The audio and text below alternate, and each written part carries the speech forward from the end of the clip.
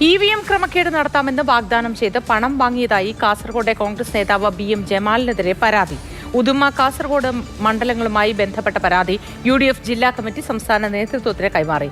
പണം ആവശ്യപ്പെട്ട് തന്നെയും സമീപിച്ചിരുന്നതായി കാസർഗോഡ് LDF സ്ഥാനാർത്ഥി ഷാനവാസ് പാദൂർ വെളിപ്പെടുത്തി. ആരോപണങ്ങൾ BM ജമാൽ നിഷേധിച്ചു. പലതവണ തെരഞ്ഞെടുപ്പുകൾ നടക്കുന്ന സമയത്ത് രാജ്യത്തുടനീളം കോൺഗ്രസ് അടക്കമുള്ള പ്രതിപക്ഷ പാർട്ടികൾ പറഞ്ഞിരുന്ന പ്രധാനപ്പെട്ട ഒരു ആരോപണമായിരുന്നു EVM തിരിമറി അല്ലെങ്കിൽ EVM ഹാക്കിംഗ് എന്നത്.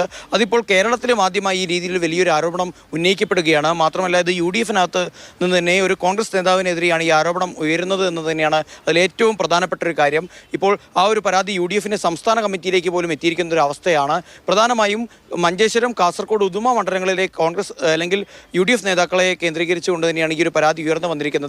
അതിലിപ്പോൾ കാസർഗോഡ് മണ്ഡലത്തിൽ നിന്ന് BM ജമാൽ എന്ന മുൻ യൂത്ത് കോൺഗ്രസ് ജില്ലാ പ്രസിഡന്റ് കൂടിയായിട്ടുള്ള കോൺഗ്രസ് നേതാവിന് 44 ലക്ഷത്തോളം രൂപ നൽകി എന്നുള്ള ഗുരുതരമായൊരു പരാതി ഇപ്പോൾ UDF-ന്റെ പ്രധാന ഘടകകക്ഷിയായിട്ടുള്ള മുസ്ലിം ലീഗിന്റെ പ്രധാന നേതാക്കളടക്കം ഉന്നയിക്കുകയാണ്. അതിന്റെ ഭാഗമായി തന്നെയാണ് ഇപ്പോൾ LDF-ന്റെ കാസർകോട്ടെ സ്ഥാനാർത്ഥിയായിരുന്ന ഷാനവാസ് പാദൂർ കൂടി സമാനമായ ഒരു ഓഫർ തനിക്ക് കൂടി വന്നിരുന്നു എന്നുള്ള ഒരു ആരോപണം ഇപ്പോൾ ഉന്നയിക്കുന്നത്.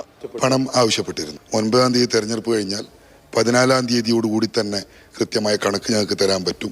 4-ാം തീയതി ആ കണക്ക് നോക്കിയിട്ട് അത് കറക്റ്റാണെങ്കിൽ മാത്രം നിങ്ങൾ പേയ്മെൻറ്റ് ചെയ്താൽ മതി, ഇപ്പോൾ ഒരു അഡ്വാൻസ് മാത്രം മതി എന്ന രീതിയിലൊക്കെ ആയിരുന്നു അന്നത്തെ അവരുടെ ചർച്ച. തീർച്ചയായും ഇതിന് വ്യക്തമായൊരു അന്വേഷണം ഉണ്ടാവണം. എന്നാൽ അടുത്തിടെ വരാനിരിക്കുന്ന DCC പുനഃസംഘടനയുമായി ബന്ധപ്പെട്ട തൻ്റെ സ്ഥാനമാനങ്ങൾ തട്ടിത്തെറിപ്പിക്കാനുള്ള ചിലരുടെ ഗൂഢതന്ത്രമാണ് അല്ലെങ്കിൽ ഒരു ഗൂഢാലോചനയാണ് ഇതിന് പിന്നിലെന്നതാണ് BM ജമാൽ ഉന്നയിക്കുന്ന പ്രധാനപ്പെട്ട ആരോപണം. തനിക്ക് ഇത്തരത്തിൽ ഒരു പണം സമ്പാദിക്കാനായി ഇത്തരത്തിലൊരു വഴി തേടേണ്ടതായില്ല. കൃത്യമായ രീതിയിൽ തന്നെ തനിക്ക് തൻ്റെ ജോലിയിലൂടെ തന്നെ കൃത്യമായൊരു രീതി അല്ലെങ്കിൽ അത്തരത്തിലൊരു സാമ്പത്തിക സ്രോതസ്സുണ്ട്. തന്നെ കരിവാരിത്തേക്കാനുള്ള ഒരു നീക്കത്തിൻ്റെ ഭാഗമായാണ് ഈ ഒരു വാർത്ത പുറത്തു വന്നതെന്നതാണ് BM ജമാലിൻ്റെ ആരോപണം. അപ്പോൾ ഇതിന് മറുപടി ഇത് പുകമറ സൃഷ്ടിച്ചുകൊണ്ടുള്ള ഒരു വാർത്തയാണ്.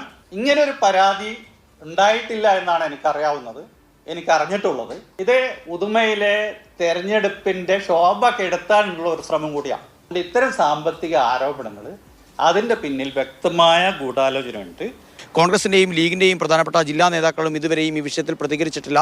സംസ്ഥാന നേതൃത്വം ഈ വിഷയത്തിൽ അഭിപ്രായം വ്യക്തമാക്കണമെന്നതാണ് സാധാരണ തരത്തിലുള്ള പ്രവർത്തകരുടെയും അതോടൊപ്പം തന്നെ എല്ലാവിധത്തിലുള്ള പൊതുപ്രവർത്തകരുടെയും പ്രതിപക്ഷ കക്ഷികളുടെയൊക്കെ തന്നെ പ്രധാനപ്പെട്ട ആവശ്യം.